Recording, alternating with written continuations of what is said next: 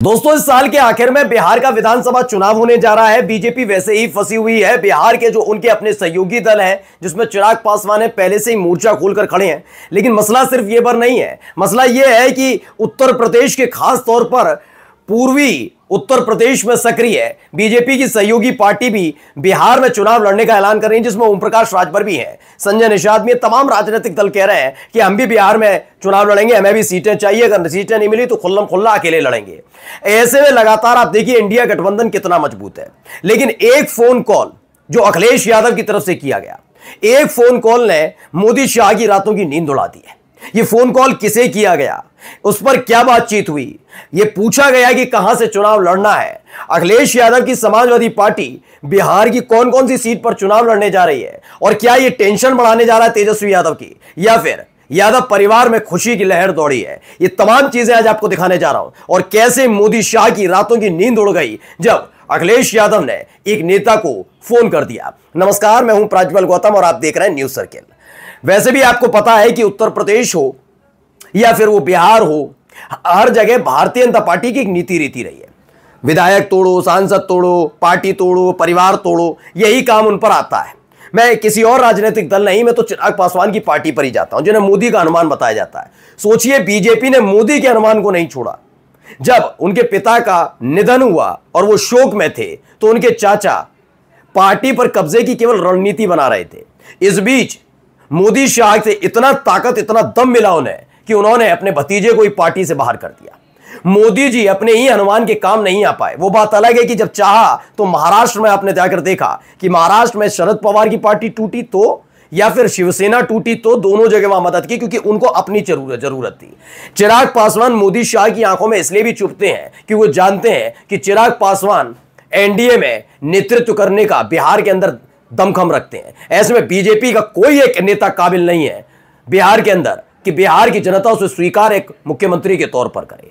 ऐसे में पार्टियां तोड़ी जाती हैं, परिवार तोड़े जाते हैं। हाल ही में एक फैसला लिया गया, आपको याद होगा, लालू प्रसाद यादव ने अपने बड़े बेटे तेज प्रताप यादव को पार्टी से निकाला, परिवार से बेदखल किया। वो वजह आप सब जानते ही हैं। लेकिन इन सब का फायदा उठा कौन रहा था? जो बीजेपी और बीजेपी के नेता कल तक तेज प्रताप यादव पर उंगली उठाते थे, निशाना साधते थे, खिल्ली उड़ाते थे, वो तेज प्रताप यादव के हमदर्द बन रहे थे। वो बात अलग है कि तेज प्रताप यादव ने पहली फुर्सत में सबको लताड़ दिया था कि थोड़ा हद में रहो, मेरे को मेरे परिवार या पार्टी से निकाला गया हो, लेकिन मैं गद्दार आदमी नहीं हूं कि मैं तुम्हारे साथ मिलकर अपने परिवार को सबक सिखाने निकलूंगा। ये स्पष्ट तौर पर बता दिया। एक एक ट्वीट, एक एक खबर और एक एक बयान जब तेज प्रताप यादव ने इसके बाद दिया, बीजेपी बेचैन रही कि ये है क्या चीज। ये अपने परिवार से अलग होने के बावजूद भी उनके बारे में सोच रहा है। क्यों? ये परिवार, यही लालू प्रसाद यादव का संस्कार और यही लालू प्रसाद यादव की तरफ से दी गई नैतिक शिक्षा है, जो बीजेपी के नेताओं के पास नहीं है। इन पर तो यह आता है कि अगर लालू प्रसाद यादव की बेटी अपने पिता को किडनी देती है तो वो इसके एवज में टिकट देते हैं, जैसा बीजेपी का चलन है। शायद बीजेपी के नेता कुछ लेते देते होंगे, उसी आधार पर उन्हें टिकट मिलती होगी विधायक और सांसद की। मैं नहीं कह रहा हूं। याद करिए, उनकी बेटी रोहिणी जब चुनाव लड़ रही थी तो किस तरीके से गंदी और अभद्र टिप्पणी बीजेपी के नेता कर रहे थे। तब चुल्लू भर पानी तक नहीं उनको नसीब हो रहा था। और अब देखिए, एक फोन कॉल किया। ये फोन कॉल किसने कैसे किया, पहले वीडियो देखिए आप। हीरो है हीरो जी, ये भी हीरो है मैंने कहा। हाँ हीरो हैं सब। तो कहाँ से लड़ोगे चुनाव? चुनाव लड़ने से पहले एक बार लखनऊ मिल के आएंगे आपसे। तो कब आ रहे हैं लखनऊ? आ रहे हैं, इधर ही आएंगे हम। ठीक है, मुझे बताना आप जब आएंगे। ठीक ठीक, एक दो दिन पहले मैं कॉल कर लूंगा आपको। कार्यक्रम कर रहे हैं अच्छा अच्छा अच्छा गंगा के किनारे।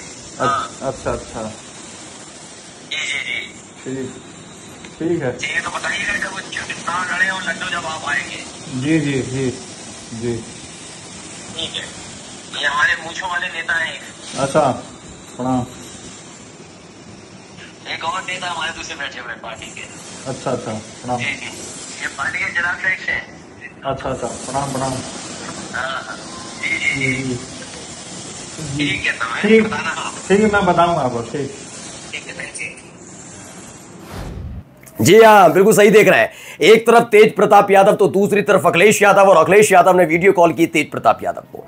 इस वीडियो कॉल के दौरान पहले हालचाल लिया, फिर राजनीतिक चर्चाएं चली और पूछा गया कहां से चुनाव लड़ना चाहते हो। तेज प्रताप यादव ने कहा चुनाव लड़ूंगा, लेकिन उससे पहले लखनऊ में आकर आपसे मुलाकात करूंगा। यह धुकधुकी बढ़ाने वाला क्यों है, जरा मैं समझा देता हूं। दरअसल बीजेपी पहले से ही बिहार में घिरी हुई है।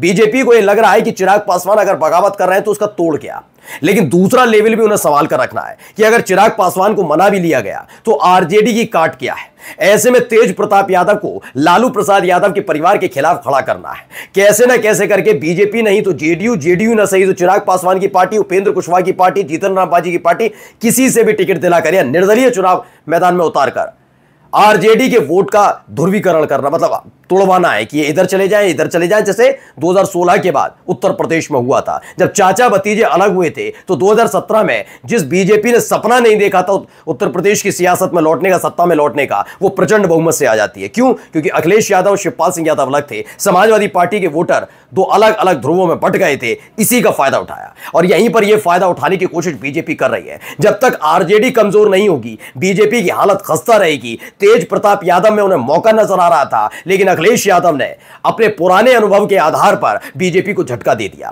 पहली फुर्सत में कहा कि यहां लालू प्रसाद यादव का वचन भी ना टूटे, उनका आदेश भी खराब ना हो, उनका फैसले का सम्मान भी हो। आरजेडी के टिकट पर चुनाव नहीं लड़ सकते तेज प्रताप यादव, तो क्या हुआ? समाजवादी पार्टी जाएगी, बिहार में चुनाव लड़ेगी, हम भी कुछ सीटें लेंगे, उन सीटों में तेज प्रताप यादव की एक सीट होगी, वो भी चुनाव लड़ेंगे।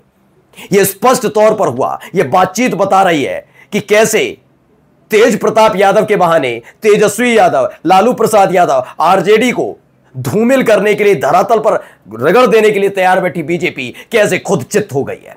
यह रातों की नींद उड़ाने वाला वीडियो कॉल है, क्योंकि इसी के सहारे वो घर घर जाकर यह बताने की कोशिश लगातार कर रहे हैं कि अपने बड़े बेटे तक का सम्मान करना नहीं जानते। सोचिए, जब तेज प्रताप यादव का ये वीडियो, ये खबर सब निकल कर आई, पहले तेज प्रताप यादव को कोस रहे थे, सारे के सारे नैतिकता सिखा रहे थे कि उस लड़की की जिंदगी बर्बाद कर दी, ये कर दी, जब पहले से अफेयर था तो ये कर रहे थे, तब दिखा रहे थे। और जब लालू प्रसाद यादव ने कार्रवाई कर दी तो तेजस्वी यादव पर, दोगलापन देखिए इनका, तेजस्वी यादव पर आ गई। क्रिश्चियन लड़की की शादी की तो लालू प्रसाद यादव को दिक्कत नहीं, लेकिन यादव समाज से आने वाली लड़की से अगर तेज प्रताप यादव प्यार करते हैं और अफेयर है तो इसमें दिक्कत क्या है? ये देखिए, इनका गिरगिट है सारे के सारे, और ये एक्सपोज हो चुके हैं, इसीलिए लताड़े जाते हैं।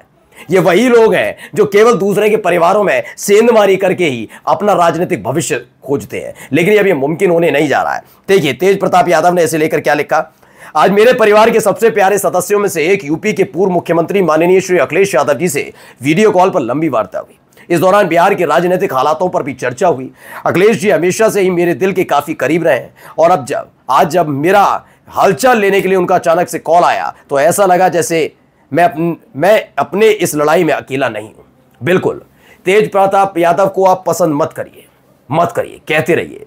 देखिए, दोनों भाई हैं और दोनों भाइयों की अलग अलग चीजें हैं। हर कोई एक्सपर्ट नहीं होता ना।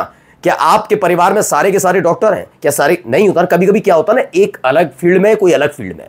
तेज प्रताप यादव को राजनीति के वो दाव पेच नहीं आते और ये वो स्वीकार भी करते हैं। तेजस्वी यादव अभी कल परसों में नहीं बने, बहुत लंबे समय से वो आरजेडी की कमान संभाल भी रहे हैं और उप मुख्यमंत्री भी वही बने। चाहते तो तेज प्रताप यादव तब भी दावा ठोक देते। उन्हें पता है कि उनसे ज्यादा राजनीतिक तौर पर अनुभवी अगर कोई है तो वो तेजस्वी यादव है, इसलिए वो जानते हुए वो स्पष्ट आदमी है। तेज प्रताप यादव को पसंद करें ना करें, लेकिन उनके साथ रहने वाले जानते हैं, वो स्पष्ट बात करते हैं, तू मेरा है तो मेरा है, नहीं है तो नहीं है। वो इस तरीके के हैं और इसीलिए बीजेपी के दाव पेच में आदमी फंसा नहीं। उन्होंने कहा मोह माया किसी और की होगी कि अपने परिवार के खिलाफ लोग सड़क पर उतर आते हैं, मोर्चा खोल देते हैं, कहते हैं कि बेइज्जती हुई है तो अपमान का बदला लूंगा।